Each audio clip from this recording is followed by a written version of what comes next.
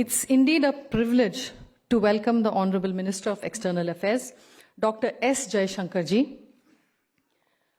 Dr. Jaishankar ji has been instrumental in shaping India's foreign policy and presenting India's perspective to the world with remarkable clarity and conviction.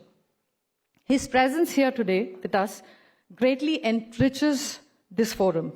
Sir, we are honored to have you here with us. And may I ask you to...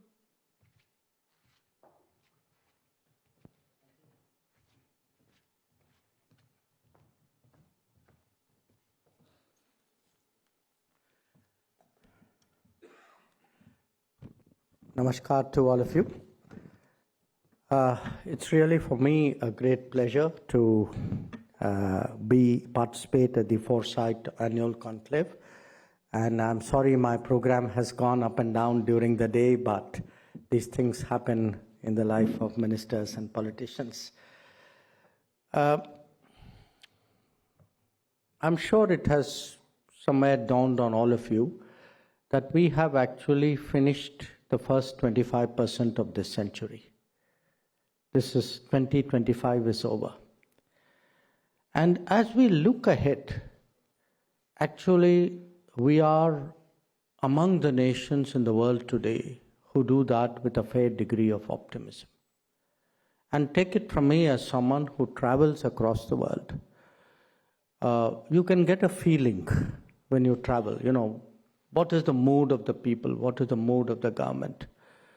What do your counterparts think? What do political people think? What does business think?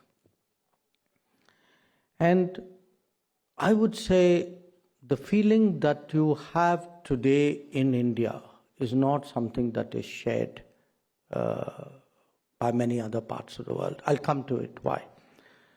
But where India itself is concerned, I think for us, what is most important is that all the development which has happened in the last 10 to 12 years, today that is all coming together.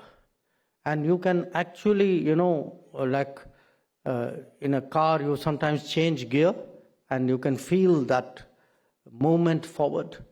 You can actually feel that today happening in India, that the country is getting prepared to move to the next level. So you have that optimism. There are the challenges, nobody would deny that. But I can say this, and I say this particularly to the younger people in the audience. I'm sure every one of you thinks that in the next 10 years, your life will get better. Believe me, that's not the feeling in all the young people in the world. So when I say today that, we are at a particular moment, in a particular mindset, in a particular situation, there is a good reason why I myself am so optimistic. Now, why do I say that the future, I'm very confident, will be very much better? I think part of it is all the work that has gone in the last 10 to 12 years. Now, there are different ways of describing it. I mean, you can say that, look, every minister who comes will say always the last period of their tenure was always very good. But just think about it, Most of us take planes. How many more planes to how many more cities, how many more airports you can take in the last 10 years? The number of airports in this country have actually doubled in the last 10 years. Or we drive. Think of the road which you were taking 5 years ago. Even if you're living in Delhi, think of going out of Delhi, what it was like 5 years ago, what it was like 10 years ago, 15 years ago. Think of the change. And in your particular state, it is no different. Look at the highways which have come up in Odisha, connecting Odisha to its neighboring states, connecting actually the country in different ways. Think of the railways that we today say Vande Bharat train. Now, there are other countries, actually developed countries, where today I can tell you our railway system is far, far better than theirs. Our railway travel is much better than theirs. Or look at something like metro. The number of cities across the world across the country which have built metros. Then think of the people. How much better have our schools got? How many more colleges there are in the country? I'm sure, Odisha would be no better, probably would be much, much better off than many others because you have always emphasized education. How many more medical colleges are there? How many more engineering colleges are there? How many more universities? And by the way, I must tell you that in the last 10 years, the number of education institutions which have come up are almost the same degree as they were in the previous 70 years. So I'm giving you this as an example because it is actually all around us. It is all around us. We see it every day. We experience it every day. We don't always think about it every day. We assume it happens, which is a good thing because that means, we treat it as a new normal and we say, okay, we must have higher targets, more ambitious things to learn from. So why I begin on this note is when 25 years of this century are done and we are looking at the next 25 years, today we have a dream. That dream is called Viksit Bharat. And it's a big dream because in the past, when people say, what should the country's goal be? We used to say, we should eradicate poverty. Or our dreams were much smaller. Our dreams were to do with the minimal problems. Our dreams were not big. Our dreams were not, we should be in the front rank of nations. Now you can say, okay, that's a dream. So what is the reality? You can also see the reality happening. You can see the reality happening when we are able to go to the difficult side of the moon, when Chandrayaan goes there. You can see the reality happening when COVID happened and people said, India will be the worst hit place. We actually ended up supplying vaccines and medicines to most of the world. You can see the reality happening when you look at something like semiconductors. That, today most people know that chips, AI, technology will determine the future of where we're going. And a lot of that today, the fact that we have a semiconductor mission. So it is not that India will be somewhere, what is happening in the world after 10 or 15 years will also come to India. Today we are trying to close the gap. We are also trying to be in the front rank of nations. Sometimes we are trying to be ahead of other countries. And that is, I think, so visible. It is also visible in people that we have looked, it's one thing for every country to prepare its people for work, to bring out their talents and skills. But we have started today to think of preparing for a global workforce. Even in Odisha, I'm sure number of people who are going out to work must have increased tremendously. I mean, I see them abroad. You would have probably seen them or their families at home. So when we look today where there is actually a great talent of skills and shortage in the world, if there is one country which people feel, okay, can produce a global workforce, and this can be all sorts of professions. Again, we see it every day. Whenever we board a flight, the number of crew members you will find who are Indian will be much higher. There will probably be not a plane you will board where there is at least not one person in the crew. I had an experience recently. I was flying, I think, from Israel to Dubai. And the pilot of the plane was an Indian lady. It was not an Indian airline. So you see it in shipping, in cruise liners, in merchant shipping. You see it in hotels abroad. You see it in actually when we go out of India in research institutions, in businesses, but also in blue-collar jobs, in white-collar jobs. So my point is that today when we dream big, when we say Viksit Bharat, we have to deal with our inherited problems. We have to make sure people, their health is better, their education is better, their nutrition is better, and all of this is happening. When we again think in terms of what is the big changes of the last decade, Sometimes I give numbers, particularly I go to Europe or, Middle East. They cannot believe the numbers you give them. That we actually every month give food support to 80 crore people, 800 million people, which is twice the population of Europe. That we have actually given houses under Pradhan Mantri Awas Yojana.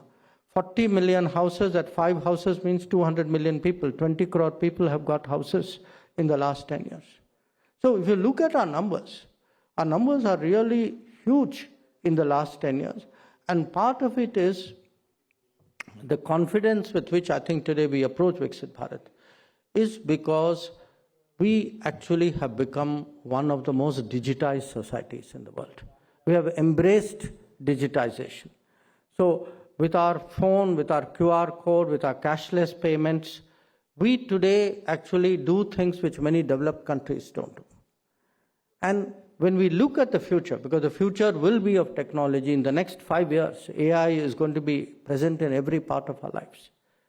And that will actually, I think, as a people, as a society, and you don't have to be rich to embrace technology in our country. Even ordinary citizens of our country today have taken to technology and put it into their lifestyle in a very, very natural fashion. So, to my mind, when I look at the future with Viksit Bharat as a dream, I have every confidence that we will, in the course of the next 25 years, definitely the results of that will be visible by the end of the decade. We will make very big steps forward. Now, people have had dreams before. Leaders have said things before. What is the difference this time? I think the difference this time is, along with the dream, is also a plan. Dream will not remain a dream. Usko zameen mein utarenge. That is actually the difference. And that difference, how do you get it on the ground? That, I think, for that, I would say the contribution, the participation, the criticality of states is important. Because finally, the ground is states. I mean, we are a country. But when you want to take anything down on the ground, until the state authorities, the state government, the people of the state are able to do it, the systems of the state are able to do it, it doesn't happen. So what we have today is actually a national dream, an attempt to get all the states involved in taking it down to the ground. Programs, many of which are driven from the national leadership, but which are implemented through the state authorities. But in many cases, this is the talent of the state, the enthusiasm of the state, which also makes a very big difference. And that brings me to the state of Odisha. Now, all of you, I'm sure, have some sense of Indian history. Okay, you may have studied history in school, you would have read about it somewhere, you would have watched it in movies. Think about when India was historically great. India was historically great when the eastern part of India was historically great. That was actually our greatest period in our history. And one of our misfortunes, when the British came, when colonialism came, the part of India which was most badly, where maximum amount of plunder and loot and took place was also the East, because that was where the revenue collection for them was the easiest. So revival of eastern part of India is essential for the revival of India, and the revival of India is essential for Viksit Bharat to happen. Now, the revival of India today has a vision, Purvodaya. To realize Viksit Bharat, we have to realize Purvodaya. Eastern states of India have to grow if India has to grow, and only then we can reach the level of Viksit Bharat. And when one looks today, because again, what has happened in the last 200 years? 2 200 years sometimes can change a country or a society very, very profoundly. When the Europeans came to India, they had no interest in the eastern part of India facing the sea, because they were living in the west of India. So if you look, all the great Indian ports, which had lasted hundreds or thousands of years, actually declined in that period. What were the ports which came up? The ports facing Europe, mostly in the west. Again, if you look at which were the parts of India which were, in a sense, used by the colonial period to push their agenda, it was the parts which were suitable to them. So when we think today of a national revival plan, when we say, okay, how will Purvodaya materialize itself in the ground? We have today to consciously revive the eastern states of India. And in this, the importance of Odisha, for a variety of reasons. Because again, after all, what does any society have? Society has people. Society has resources. And what connects the two is entrepreneurship. So today, it is actually the skills and talents of Odisha. How do we make that come forward? It is the resources of Odisha. How does that actually get the best benefit? How do you get the value add on it? How do we not become just the resources provider, but get the first and second order benefits of those resources? That, and then the entrepreneurship which accompanies it. So and for which you need good governance. Because without good governance, the good educational institutions won't happen.